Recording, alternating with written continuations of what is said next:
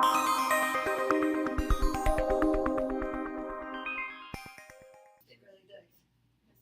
right, everybody, you guys ready for the last but best session of the day? And then we have, of course, a recap as well. So this is going to be an exciting session because it's about, everybody's been dancing around what to create, how to create it, and content is important and content is king. But nobody actually came out and told you how the heck to write any of this content. So that's why it's going to be, I think, a great culminating session for the day here. So we've got Jeff Walker, who's got, I fell in love with his name, Content Carnivores. I don't know how you get any better than that, especially given the fact that the platform that he's built out, literally like a carnivore would, just goes out and sucks up content and then understands enough of it to tell you then what you should do with your content, what areas to go to, etc. His background is very interesting because it comes from entertainment, filmmaking, a little bit of journalism, etc. So if anybody knows what to do with content, I think it's Jeff. So we're really excited to have him here. Ask, as I normally say, ask really hard questions. So if he's saying something obvious, point him to it and make him go a little bit deeper, as we've done for the last couple of days. So with that, I'm going to introduce Jeff. Thank you. That's great. Well, I mean, first of all, thanks for setting this conference up, and it's a big deal to set up an inaugural conference, and I'm really glad to be here and to see you guys all interested in great writing, because that's kind of what it all comes down to is coming up with a way and a system to create great content. It's hard to do. This is the first time I'm presenting this material, and in putting it together, I realized that there were a couple of sort of like writer secrets or things that I felt a little bit on the edge with, like especially with pricing and negotiating and getting content, to work. So I'll be interested in hearing how that plays, and then since it's going to be broadcast, if I get any calls from people that we outsource to, it should be an interesting experiment with that as well. So this is very much collaborative. You guys interrupt, heckle, refrain from throwing stuff, but basically short for that, anything can interrupt at any point. We can start talking about stuff. This is really, I think, a good topic for the last part of this two-day extravaganza, because everything that you've learned in the last couple of days centers around quality content, and quality content centers on a quality writer. And the point that we make at Content Carnivores is really that a quality writer is about a quality relationship with you, who's basically getting the assignment. And that's very different from some of the other ways that people go about generating content, both internally and externally. So it's very much an approach that tries to come up with a win-win situation for everybody. That's the only way that it works. The problem with that is that it's a messy proposition. I mean, every one of you already has content. You're publishing stuff. You probably have writers. You have relationships. You have systems in place. So to actually go and outsource this is not as easy as it looks.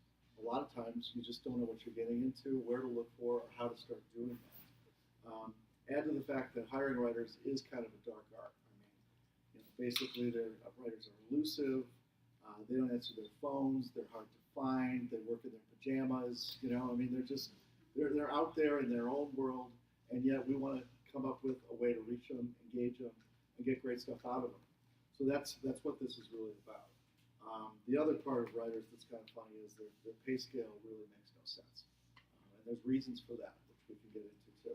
I think that's a big part of creating a win-win is how do you get people who are the right people for the job, matched to the skill level, to the pay rate in a sustainable way. And that's really what we're trying to do.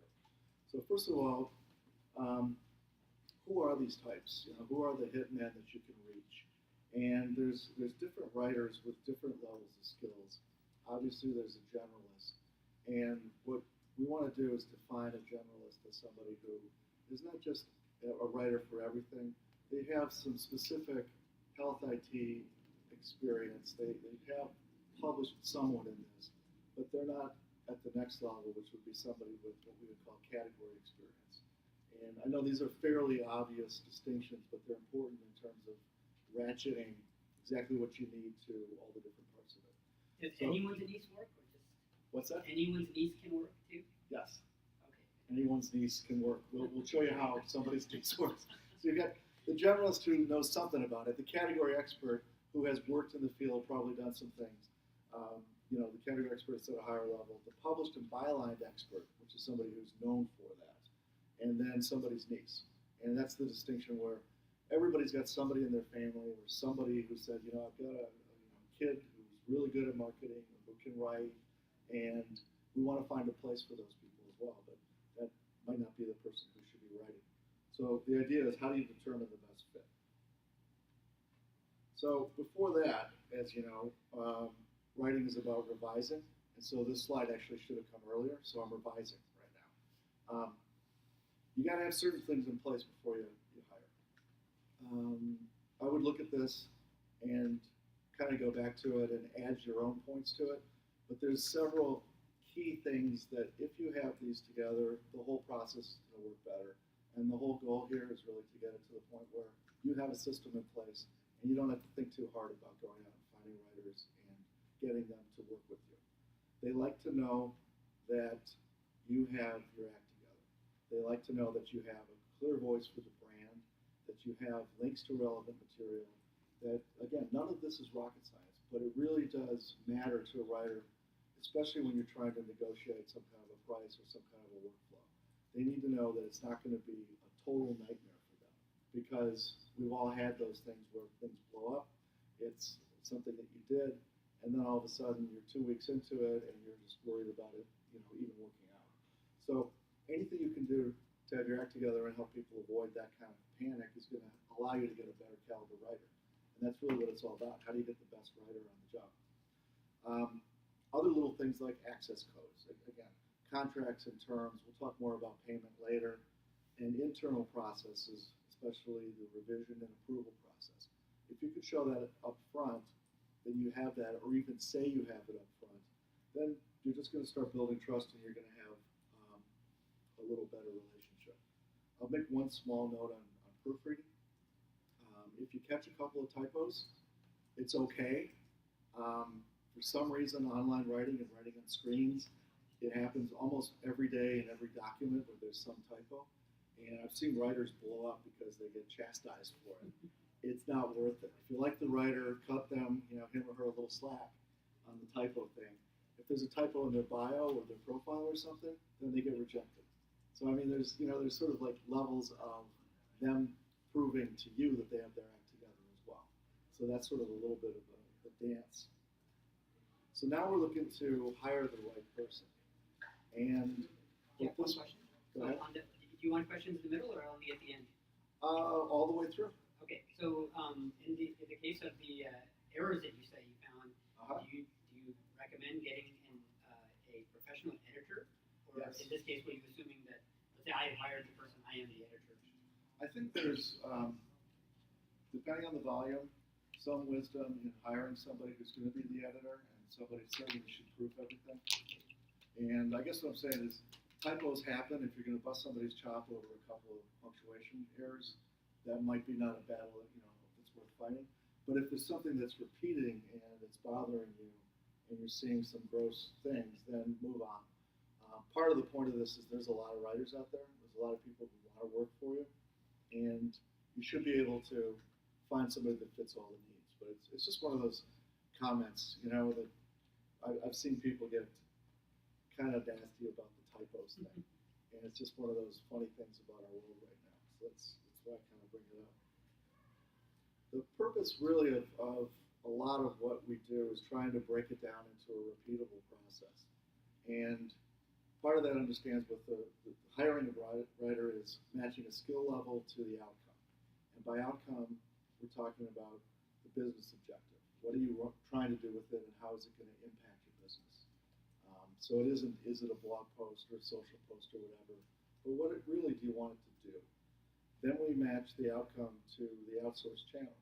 So if it's a business outcome that has a lot of weight, it's going to make you some money or it's going to have something that's worth something to the organization, as reputation management or whatever, then you want to go to a different channel and find people at a higher caliber. So it's really just figuring out what your internal process is, what is the right skill level to the outcome to outsource, and then the channel to the rate, because there's varying costs. for content these days, I would really say it goes from free to about $5,000. You know, I mean that's insane. How do you even know where to dive in, right? This hopefully helps you guys figure that out.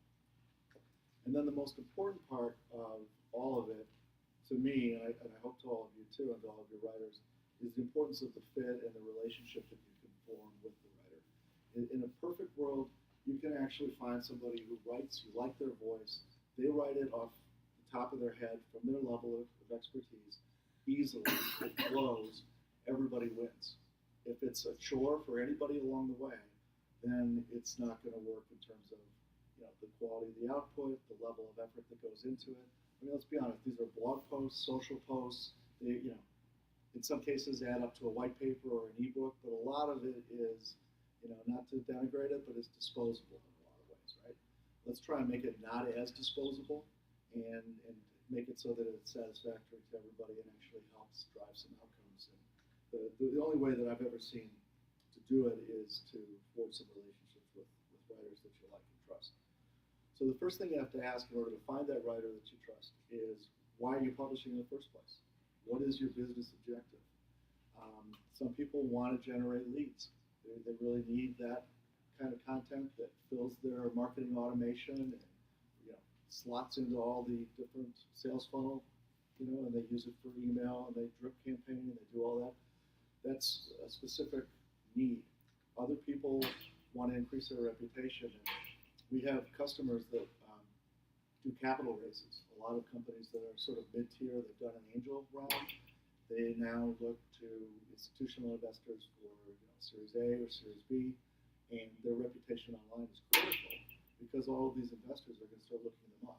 If that's an objective, I'm just using an example of one possible business outcome, that's a different type of writer, different skill set. If you're looking for thought leadership, let's say your CEO wants to stand out and be more present and get invited to events like this. That's a different objective. So creating ebooks, obviously another one, and then helping to provide a valuable resource to your customers, prospects, and community, which for every one of us is our main goal, right? I mean, to provide value. And then some people just want to fill the social channels. So there's all those different possible skill sets. And again, it's stuff that you've seen, but if you pick one, then you can start to build your writer program around that. And if you say, what is your primary objective, it's going to help drive pretty much finding the right caliber of writer.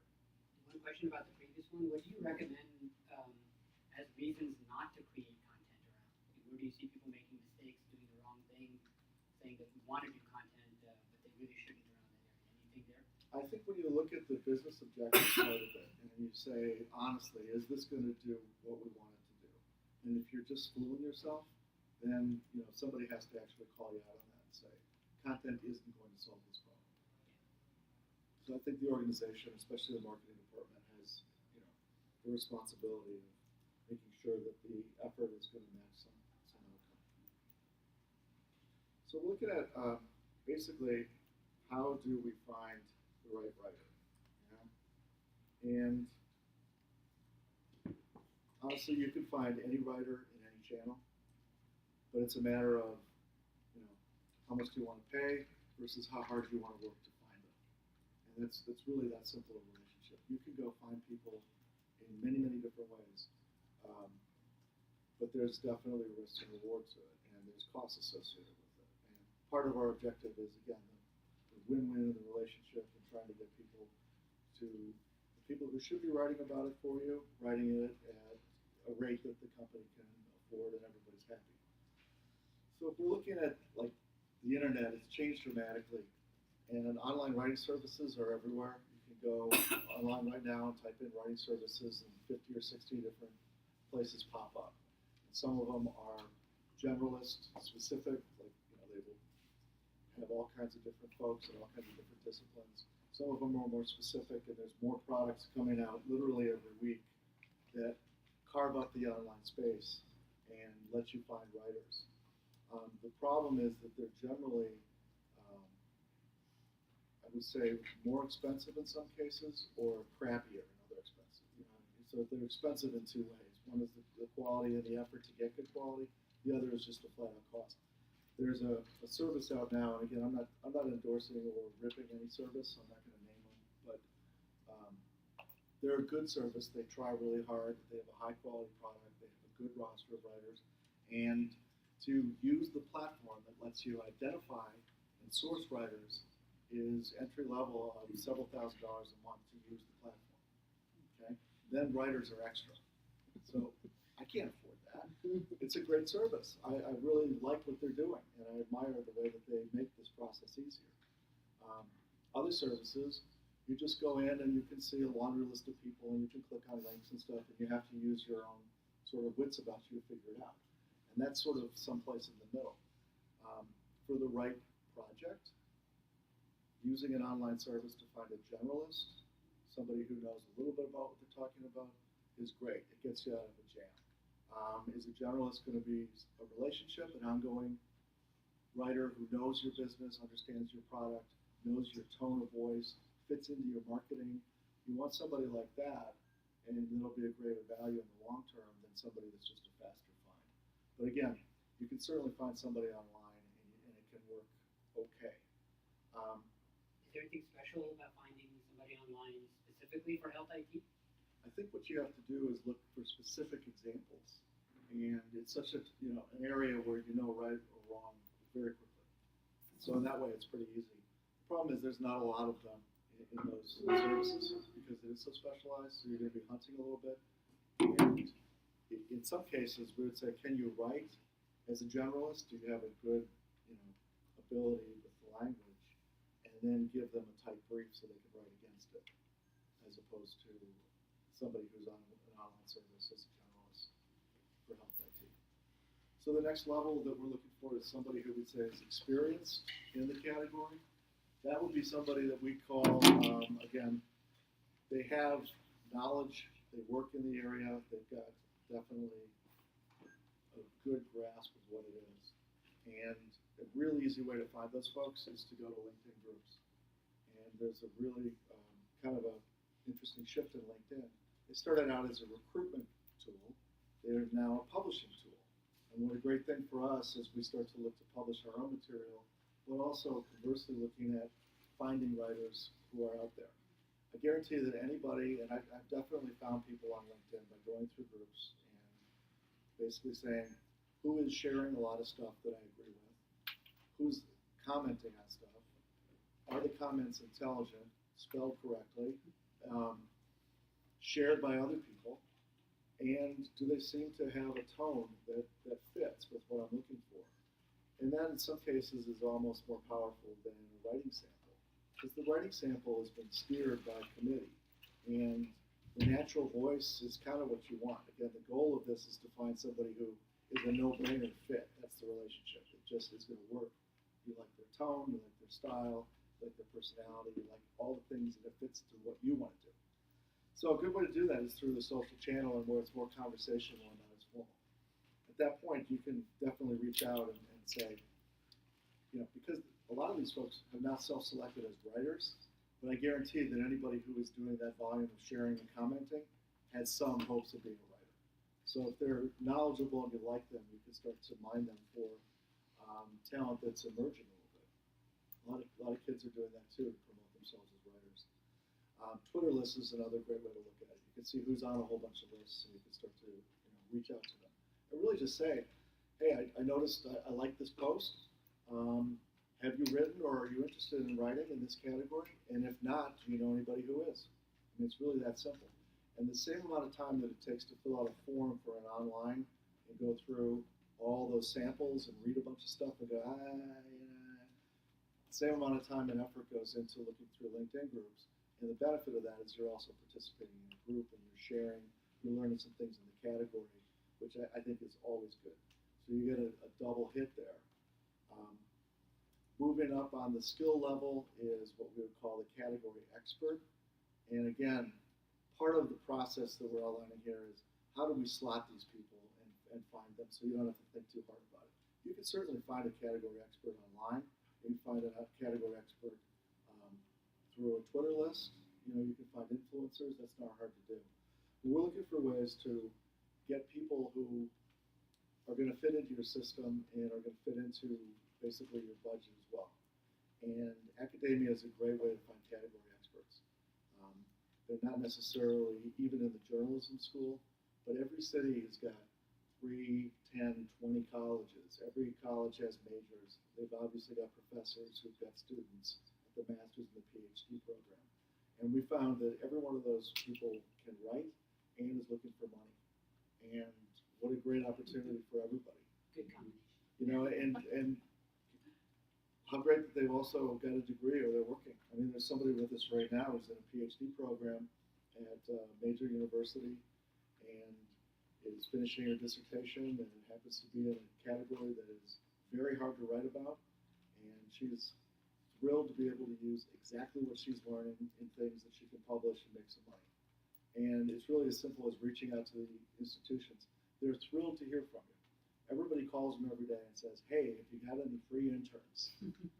And if you show up and say, I've got a paid writing thing and we're going to be publishing in, you know, Becker's, or we're going to be publishing in, you know, EHR and HIPAA, we're going to be doing, you know, some work that's actually reputable and pay for it a fair wage, you're pretty much going to be their favorite person to talk to that week. You know? So you're going to get some good traction for that if you've got the right stuff in you and you need a category expert.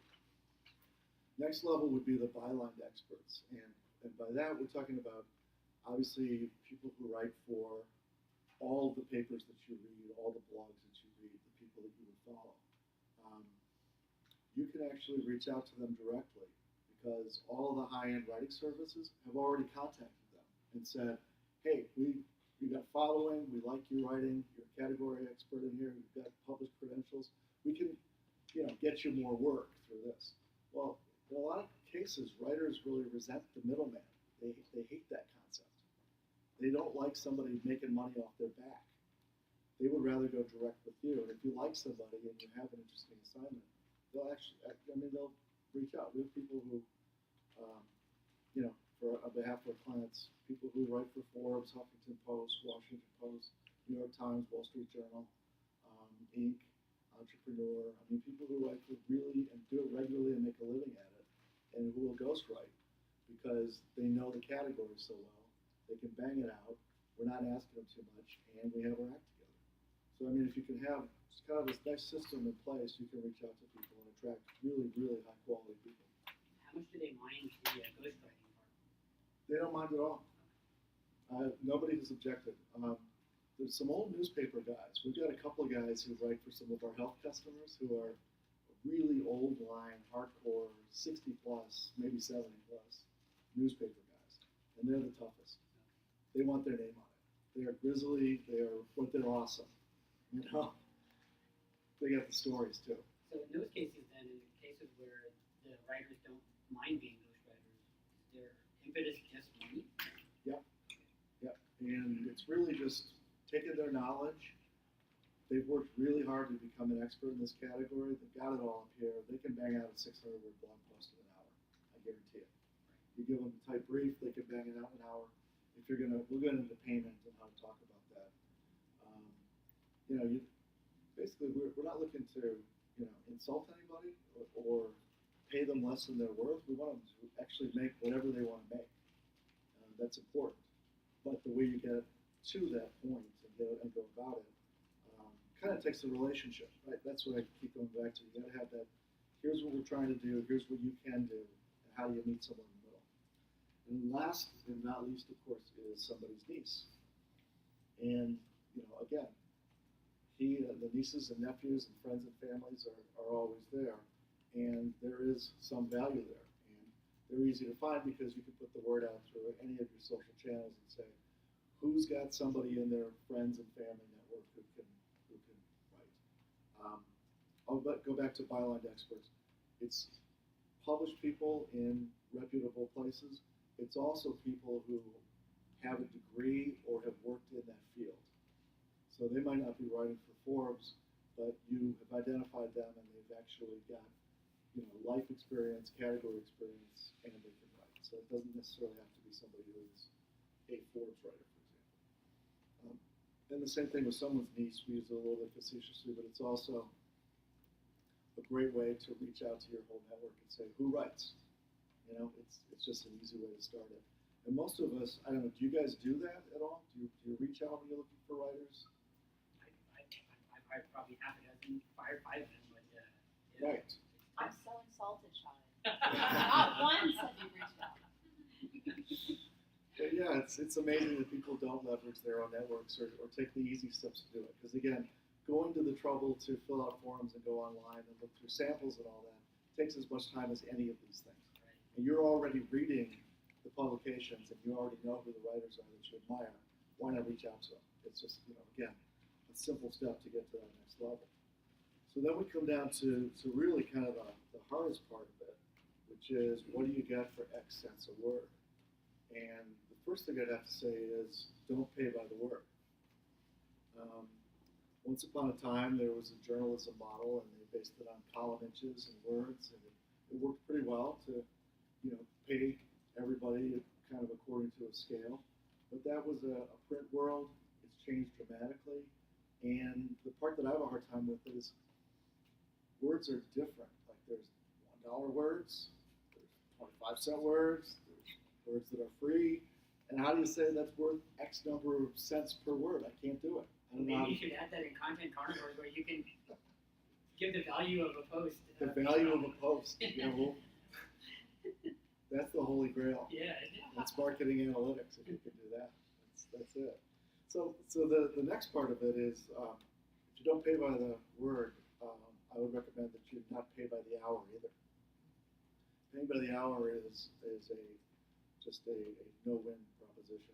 It's an agency model. If you're working with an agency or a PR firm or something, they have a set list of fees. They charge by the hour. That's the way their business model is set up, and you expect that.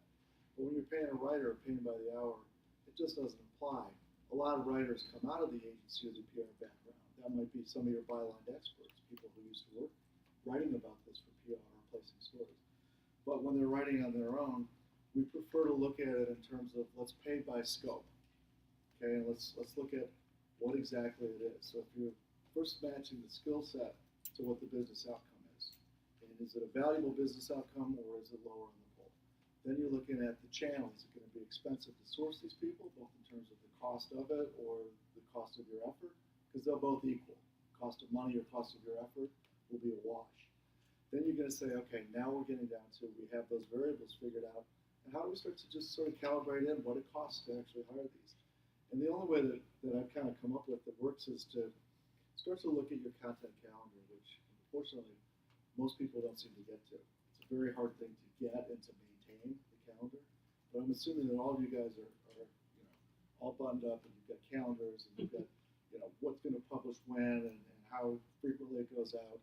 And if you have that together even in a raw form, you can start to say, okay, what is the frequency? And that's really important to the writer because with a relationship, we're looking to establish ongoing work for them, which is critical, especially if you want to get a higher caliber writer. One quick question. So in the audience, how many of you do have pretty buttoned down content calendars? That's pretty good. That is good. Yeah. I mean, you look at Content Marketing Institute and some of the stats on people just not having it. It's a very hard thing to do.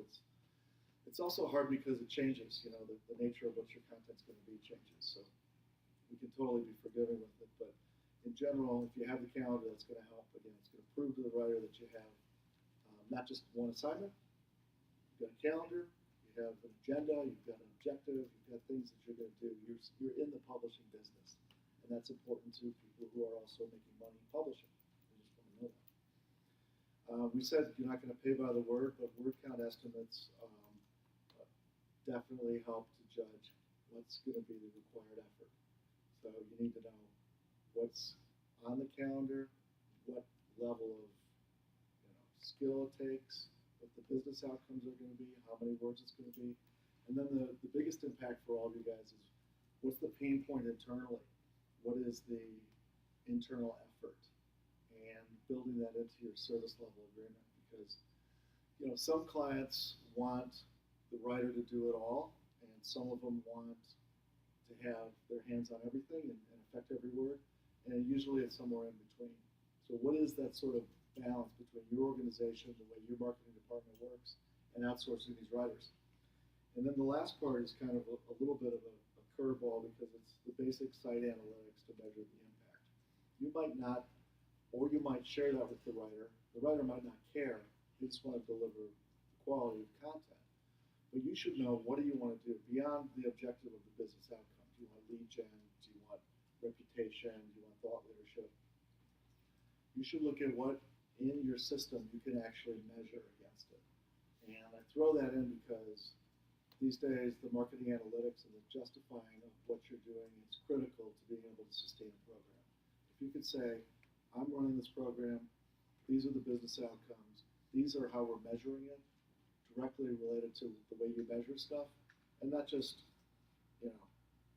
soft metrics, but things that you can prove that are directly attributed to the program, then you're not going to have any problem sustaining the program and keeping it going. Even if you don't hit the numbers, at least you have things that you're looking for to try and do. How many writers do you think would be willing to do things on impact or outcomes driven? What we usually do is, like, there's an assignment that you'll say, here's what we're doing and here's what we're going to pay for it. And then there's other pieces that come out of it. And if this works, we have measurements attached to it. And we're going to say, there's a longer piece here. And if this seems to be going well and we can measure it and things start to work, then we're going to reward you and give you more.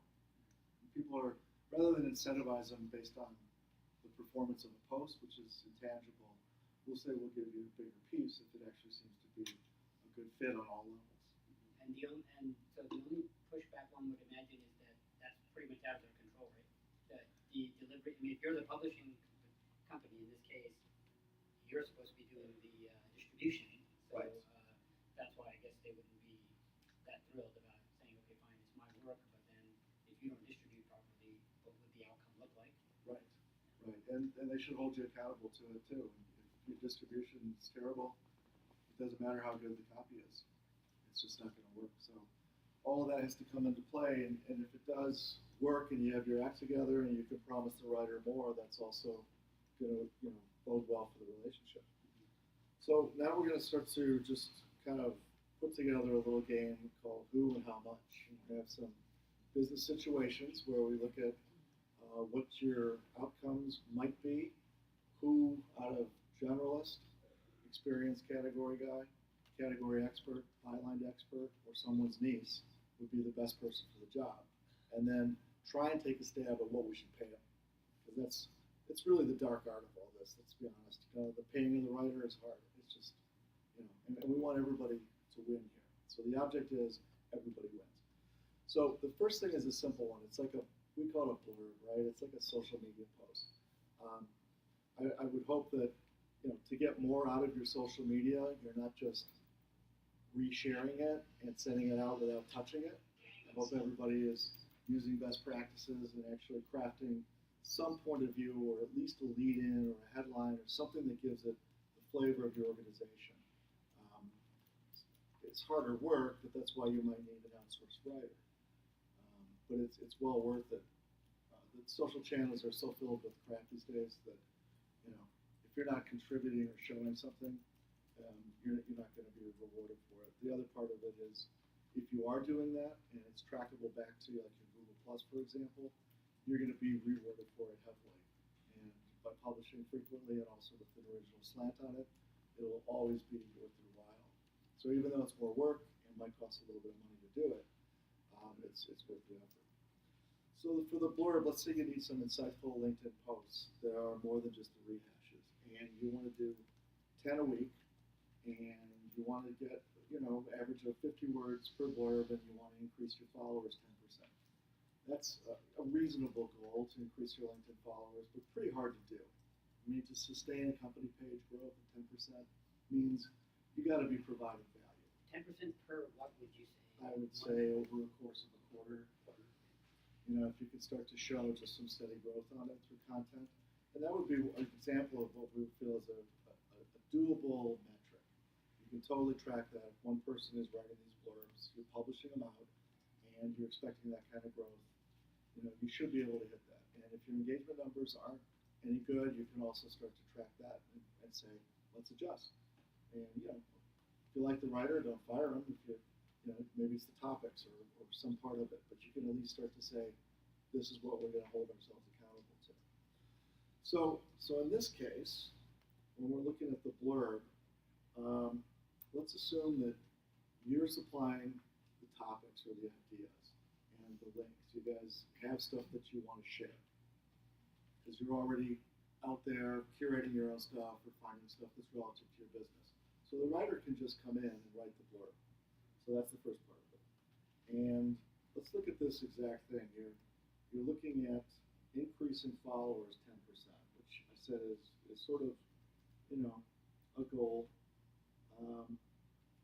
I'll step back and say, of course the writer can always have ideas and should say, hey, I checked out this source or that source and here's a link to this. So you don't want to discourage them. But if you start with you having the ideas, they're just going to love you because you're going to say, just write. Now, anything you can do to say, just sit down, here, craft an original take on this. So it's also just cheaper.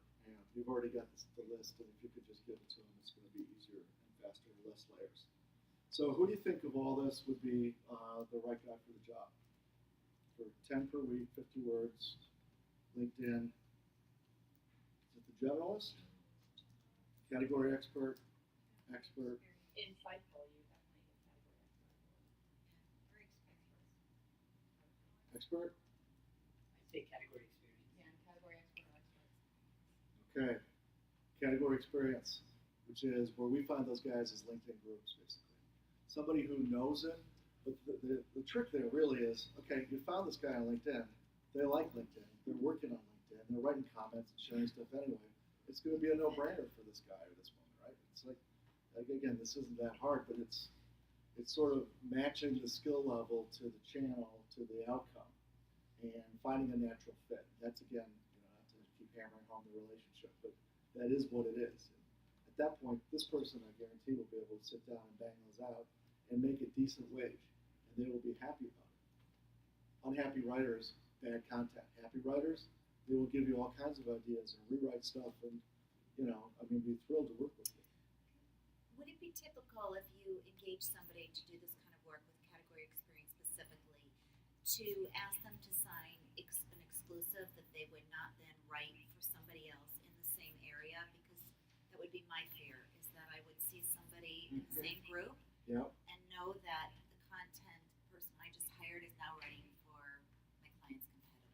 You can absolutely, in your contract up front, specify some level of exclusivity. Do I have to But if you want specifically? exclusivity, Yeah, it's got to be a lot more money.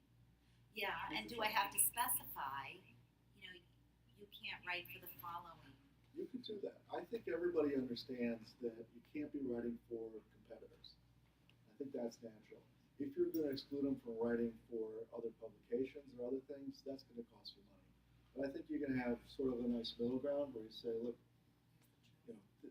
you're right though, people will use it to negotiate and get more money, and they should. But you're going to say, look, I can also go to the next guy in the LinkedIn group too. There's sort of just one of those things. And if somebody is really a stickler for one of those things and it's important to you, then it's not a good fit. That's important too. Were you thinking that was important for your client, or on behalf of your client, you think that exclusivity is important? Probably both. We've never done it. We've never gone outside my company to look for someone to create this kind of content. Probably because we're control freaks and trust, and there's a lot of reasons. But I could see, where we could probably enhance what we're doing if we had someone just focusing on that kind of content. But my first thought would be I don't want to see it everywhere, and I'm sure the client doesn't want to see it everywhere. And you can't.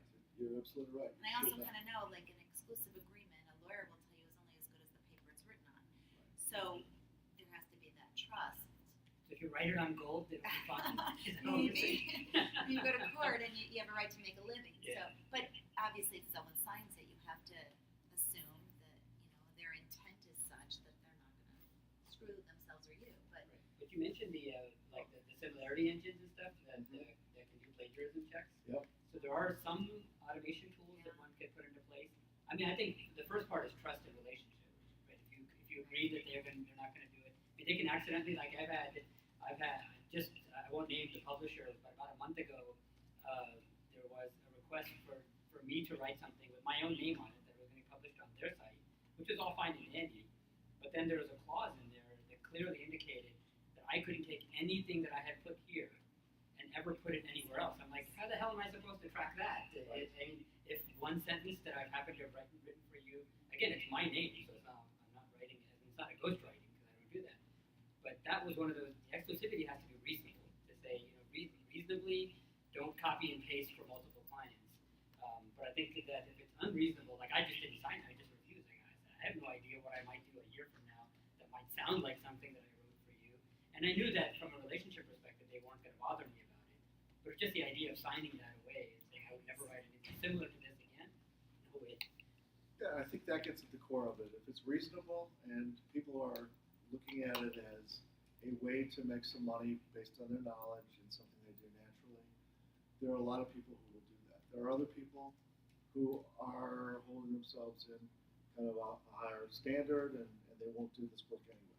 So there's sort of a self-selection, and I think that's the part where we're trying to ratchet, the skill level to the channel to the outcomes, so that you don't have as much of that conflict.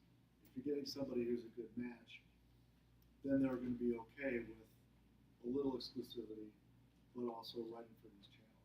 And some people, like you're going to, probably not have a guy who's writing for the New York Times writing your LinkedIn blurbs. It's probably not. He could do it, but it's probably not going to happen. So why even start there? Next, who and how much? You didn't cover how much. Oh, okay. That's what we want to know. That's the real game. Oh, it is. See, I told you this. The writers, so. This is the part that my writer I wanna friends see if I'm shooting low. probably don't want me to reveal.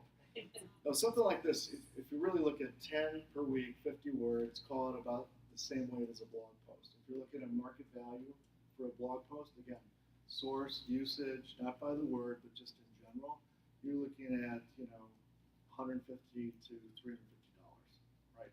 So if you carve that up and say, give the guy $200 a week.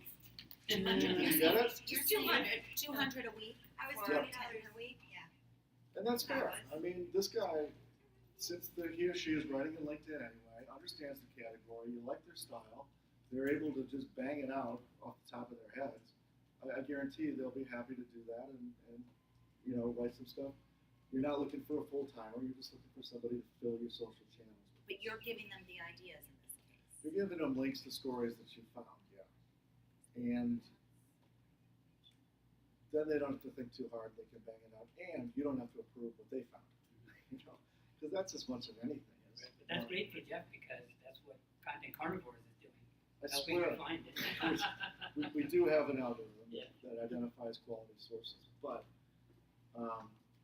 at the end of the day, somebody who's human has to look at it, interpret it, and add a point of view to it. Otherwise, it's just crap. Garbage in, garbage out, right? So next, the escalating on the next level of difficulty would be the blog post. You need timely posts, and the goal here, again, this is not just a generic. We're trying to have an actual use case where you want the blog posts in order to stay in front of search. So you've got an objective with your SEO. You want to stay in search ahead of prospects, so you've got sort of a lead gen component, and you want to stay ahead of analysts. So you've got quite a lot riding on this blog post. You want it to really perform for you. You're doing 2 a week, you're doing about 500 per post, and you want them to run with it. You want minimal supervision, you just don't have the bandwidth. So the factors there are SEO, lead gen, analysts, which analysts usually imply investors, which implies capital raise, stuff like that. Situation is the blog post better be good. They better have what they want. You also want them to say what you want to say, so you get some SEO out of it, and you're expecting that it's going to have utility beyond just a post. You put it into your marketing automation. All of that from one blog post, right? Sounds expensive, right? Sounds like, boy, somebody really good better be doing it. So who? A byline expert. Yes, you're byline expert, and you know why? The minimal supervision, because they will be able to just go in and nail it. They don't care about putting their name on it. They want to take the money, and they want to just basically come in and do the job, and that's what you want. You want them to be a pro. You want them to come in and be like Dr. Wolf in Reservoir Dogs. clean it on it, you know, Mr. Wolf. So basically, then the next question there becomes how much, and again, if you're looking at your average post being 150 to 300, this is probably more on the 300 to 500 range, and again, this person will end up making $150, $200 an hour off of this. They'll be fine with it. You can never discuss that as hourly because you'll be insulting them, but basically they know and you know. Okay, if you're giving them $500 for a blog post, they're doing really well. They're an expert. They're byline. They've got all their sources. They're just going to pull it together really quick. If you want to try and be cheap, you can probably start to negotiate based on volume. And if you want to guarantee that you're going to have X number of these a year, you can certainly contract it. And there's nothing wrong with that. That's a relationship and a negotiation where basically people can cut their own deal based on what they want to do. But in general, that's, I think, pretty good value for that too. Because you could pay any schmo $500 a blog post. That's pretty standard. But if you have it set up in the way where you're matching and calibrating it, you can get a better quality person. So moving it up, the next notch would be the guest blog. This would be not your own blog, but a reputable place, like some of the leader blogs that we all read, or you've got a post in a major publication, their online version, their print version even. Something that has a little more heft. Probably placed for you by your PR firm. Probably something you've already invested some money in, time or effort or leverage or contacts to secure that placement. It's going to be ghostwritten, and it's going to be bylined by your CEO. It's going to be 1,000 words, and you've got a really tight draft. You've got everything you need to basically do it. So let's play who and how much. Expert in this case. Because it's tight. Yeah. Any others? Generalist? Who said generalist? Yeah, Yes, I'm wondering generalist. And here's the reasoning on it is, it seems like a one-off. And you have a tight outline, which means you want somebody who can write. So you can write, you don't have to find them online. You can find them through any channel. But however you find them, the generalist will be able to say, okay, we can really nail this. You guys have a tight draft. The other thing is the generalist won't have such high hopes for the writing as the expert. They will need to take the notes. If it's the CEO, how many revisions is that going through, right? You want to burn out an expert and piss them off? Great, do that. And say, yeah, we're going to give you $500. You know what they're going to do. Generalist is your guy because they will take the beating and come back for more. Sorry to all my writer friends. Yeah, I'm laughing at that because I do that to most of anybody who posts a guest article on my blog has to go through that shit with me. That is not a fun time. It's not a fun time. It's not fun for writers or for editors or for clients, but it's part of the thing we do. We love it. So the generalist will just basically be the guy to do it. And again, if you're looking for the price of that, you could probably go $500, $600, $700 for that and be perfectly happy. And because it's a generalist, you're getting a lower fee. If you're going with an expert with this, with the CEO, they should charge you more for it. And in some cases, just like you want a celebrity portrait of your CEO, you want a celebrity profile that they ghostwrite, you know what I mean? Just make it something that has more prestige. And that's cool too. You can do that and pay $5,000 for that. And there's writers who will do that all day long, and they're feature writers, and they're awesome. It'll be an awesome article. So it really is relative to what you want to do. Something like this where the CEO's name is attached to the piece, you would probably run that through an online plagiarism tool? Absolutely. Yeah, okay. We run everything through the plagiarism Run everything tool. through the plagiarism tool. Everything. Okay. And it's nothing against writers. It's the internet that makes it so easy to have multiple sources and quotes and just making sure that it's attributed. And also just to check the grammar and punctuation and spelling too all at the same time. What's So weird that's is I do it for my own posts. Well, Because we read so much, we never know where we get ideas from. Automatically. Yeah. Anything I do, I run it through. I'm just trying to have they're having a conversation, especially if it's byline or Yep. they're like, hey, buddy, I read your post through plagiarism tool. You're everywhere. Which one do you That seems recommend? like that'd be a Yeah. popular conversation. Which one do you guys recommend? Well, I use Grammarly, and there's also if you search I just did, but that's why I'm asking, because a bunch come up. One at the top, but yeah, I use Grammarly. And, Small SEO tools or Grammarly comes up first, but that's paid. well, they have a free version too. No, I'm saying it's a paid ad, so it comes up first. but Oh, they pay for it. yeah. So, Anyway, I use Grammarly. Grammarly. Yeah, and there's a plagiarism tool too. It's the one that most of the colleges use for their Research papers. writing. Yeah, their students' papers, and so I'll email it to you. It's on my desktop, not on my laptop. It's like right before. You can try them all free too. You can always do a trial, and it's pretty easy to tell whether you like it. Grammarly is pretty good though. Yeah, It has a nice interface, and it sort of presents it in a way that isn't jumped up with ads and What stuff. you can do about Grammarly is Grammarly will give you the option, like, you can tell what you're writing for. Mhm. If you're, you know what I mean? It's like if you're writing for a website or, it's really helpful if you're writing a grant paper or research, it's going to give you different kinds of Language. fonts and language than it would be if you're writing more on a more casual kind of level. So.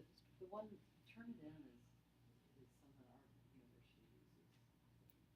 Turn it in is turn it in. Turnitin, yeah, that's a, So Jeff, you have 10 minutes. So Okay. I don't know if it's a paid one. but we've been asking questions throughout, so you can. No, that's right. So this is going just great. And we're getting pretty close to the end.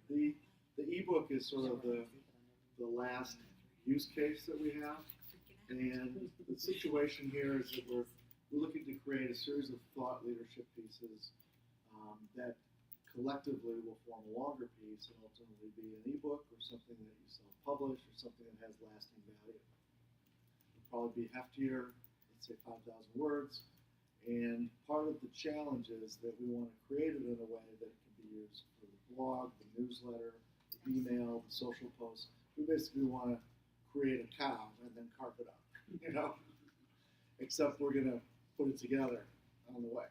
So that's sort of the strategy there, is to collectively create something that over time ends up as a result here. So this is a lot of value.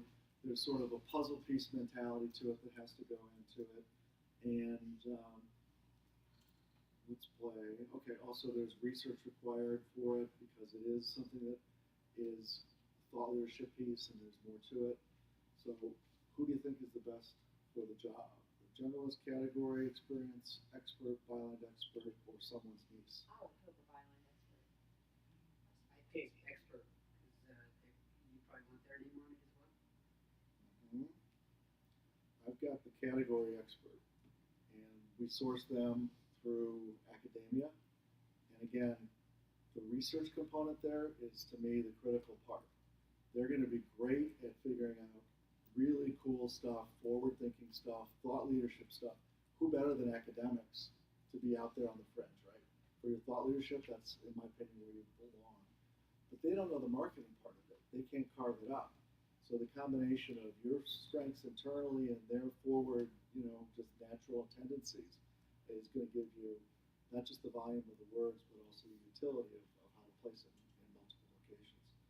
And because it's long-standing, and because they're academic, and because they've got grad school loans and probably no prospects, since they're working on something as esoteric as whatever a PhD program is, they're going to be thrilled to get $3,000 or $4,000 over the course of a couple months. And if you wanted to just call it like $1,500 to $2,000 a month for a 3 to 4 month engagement or something like this, that would be very fair. They'd be thrilled, and you would still be able to get a high volume of work out of it. What have you seen with byline versus ghosting it versus the name on it? Let's go to the next part. Perfect. So who's the face of the content? That's an important distinction because it can be anonymous from the company. It could just be, blog from company A, Y, B. It could be ghostwritten by a byline expert or any of our writer sources, and then attributed to somebody in the company or multiple people in the company. It could be bylined by the expert, and in that case, probably cost you more. But if that expert has a following, like for example, some of the people we work with write for the Huffington Post, if they like a story, they will actually include a mention of that or a link in some of the other stuff they do. We can't negotiate that, but if they want to, out of their own, love of the story or their own writing or their own stuff or their own self-promotion, great. And your experts will do that because that's the world we're in. And if they can get link backs to your stuff, to their stuff, to the HuffPost, to other stuff, it's going to be better for everybody. And that's part of the game. You had said on that previous slide about over 3 months. A 5,000-word piece should take somebody 3 months, is what you're saying. You expect to get that before you can start dissecting it and using it, giving them a 3-month time frame would be. Well, I actually probably wasn't clear on that. I would say that we're looking at little chunks that add up to 5,000 words. So we're so probably feed you Yep. pieces. Exactly. Okay. So we're probably looking at 500 to 500 word posts over the course of 2 or 3 months Gotcha. that then get edited based on what you've learned from posting, and then start to say, okay, now there's a big revision here. Here are the things that we set out, and now we're going to turn it into an ebook as opposed to starting with an ebook. Yeah, and there's no surprise. It could actually take 2 or 3 months, even if you don't do the pieces, because these go through a lot of internal review. People change their minds internally. When you start the project, by the time you end it, the topic has changed in many cases. Nice. So it's actually not surprising to take a long time for these ebooks. Or if you think about the ebooks versus white papers are almost the same size, 5,000 to 7,000 words. But it's the research component that kills you. So it could easily take. I do when I write white papers. It could be easily 2 months from the time I start to the time I finish. So what if you have like this type of a 5,000 piece size, but a bulleted point idea list of, a little bit of research that you've done in between. So you just pare down the money per month based on how much research they're going to have to do there. Yeah, the tighter the outline, the more negotiating you can do. Absolutely. If you have something where you've already thought it through and you really just want somebody to come in and bang it out, you might not even need the academic. You could maybe go to a generalist or something. Yeah. But I still think that the academic is a good way to go, even then, because if you give them something to run with, they'll probably surprise you and bring out Something amazing. all kinds of cool stuff, which is what you want. It's a big piece. Yeah. An ebook is an investment. You want it to be publishable. I mean, really. And it's worth it if you reuse it. Like one example is I just did one for a client last year where they just asked me to do the outline and do all of the research part of it, but then they got a generalist to come in and actually produce it. So it actually works out pretty well because then you don't have to pay so much money to the expert for doing all that writing, because like many of us don't actually like to write the 5,000 words. We love the ideation part of it, and so get an expert to do that ideation part, but then give it to the generalist to write it. I like the way that these are called out because you can actually. I'd never known that I was doing it this way, but you could actually parse these out properly. Yeah. And it's efficient. I mean, you're getting a lot for it. So on the face, today, honestly, I would probably not recommend that it come from the company. I would recommend that it comes from somebody in the company, an actual name. The algorithm rewards names. And we all know about authorship, and we all know how that works. And names also get readership more. Pictures get readership more. I mean, these are things that everybody knows, but that we never do because they take extra steps. But when you're going into a process and setting this up, you can, basically start to channel the way that it gets published and how that all happens too. The other part of it is, like we covered, the byline expert with their own network could be very critical for you. It can attach somebody else's name to your company, and all of a sudden you have credibility, and you're, getting covered by Gardner or something, and they believe that. And so if that writer has that ability to carry you, why not, right? So again, those are the sort of like levers that you can start to shift. In some cases, it could be the actual writer. I would say it's probably either the byline guy or internal. If it's just a regular writer, I probably would say no. But again, if it's a guy like you, you're going to demand it. Oh yeah, So, I don't do exactly. well, yeah. Right. So, that's the relationship too, but you probably would if we had a relationship. Maybe. Maybe. Maybe. If you like the topic or the money Yeah. or the whatever, there's Yeah. always, but in general, that's where you're looking for the right match. Right. Pretty much. So what about somebody's niece? We kind of played around with, is there a role for friends and family and the people who get into the business through the side door? Absolutely. I mean, we want to always be recruiting talent, and nepotism is always going to be with us. So let's use it for greater good, right?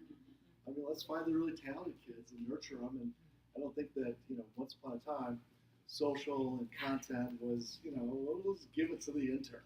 Well, that's not good enough anymore. It doesn't work. It's been proven that you actually have to deliver quality words, well-written headlines, well-crafted stories. That's what works. Somebody out of college can maybe write, but they don't have the business sense, especially health IT. They have no idea what you're talking about. So put them internal. Let them manage the process, right? Give them the proofreading. Give them the plagiarism. Give them the workflow of finding the writers and outreach. You can help identify.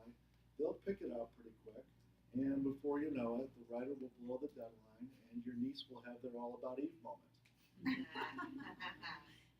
It happens.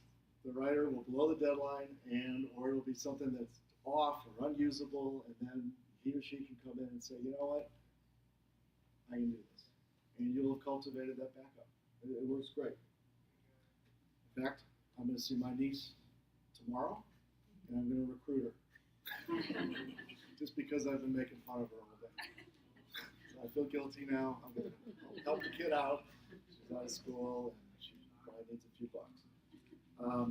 So the biggest part of it is how do you go about doing this, right? All the stuff we talked about, which is pretty much matching the skill level to the business outcome, the outcome to the right channel for the right price, and then basically forging a relationship based on all that. And if you really communicate and you work that through, it's not that hard because you'll find somebody who is a good fit. And if somebody's a good fit, it takes care of itself. I mean, that's the easy part. If it's a good relationship, how it happens is the writer knows the topic. You like their tone of voice. You don't have to over-edit them. They hit the deadline or whatever, and it all works beautifully. If you're struggling with any of those points, it's probably not a good relationship, and it's not going to work. And then the how becomes a real pain. For both of us, writer and for customer, you want it to be easy because we make more money when it's easy. This is writing for hire. So if it's hard and there's a ton of stuff involved that's nonsense and political, then everybody's hourly goes down, yours included. So you want to identify writers you like. You want to use writers outside the specific area to get some flavor once in a while. It's just sort of a sideline thing. You want to reach out to them directly, not through a service. If they pass, that's okay. You don't want to beg. You don't have to. There's other writers. Ask them if they know them. They will. They'll totally give you a referral. Be upfront. As long as you're clear with what you've got and what the market is, and you know what you're talking about, which we've talked about pricing and the dark art of what writers think they deserve. Have we been off in any way? No. We're market, right? Yeah. I mean, that is a fair price, and you know what? If it's great, we'll pay you more, right? If it's really working, we'll give you more work, or always be fair and all that. Make sure you let them know that you have your act together. You do have contracts, you do have a system, you do have things in place that guarantees that they're going to be able to work with you. Do a Skype call. I would look at them in person. I mean, we work with people all over the world, and it's just a great tool. You can just have a little eye-to-eye contact even digitally, and it really helps to do a personality check. You can learn about as much from that as a lot of things. Obviously be precise, be professional, and the other part of it is always be looking for the next right relationship because, like a lot of relationships, you will get dumped. Writers are just funny. They just are. So it kind of like summing it all up. If you can create a win-win where you get the right level of quality and they get the right rate, where they can kind of just get in and get the job done and they can justify it in their mind, you don't have to go through the whole mess of hourly, word by word. It's just, here's what it is. We got our act together, get to work. And the value of it is something that I think increases literally every day.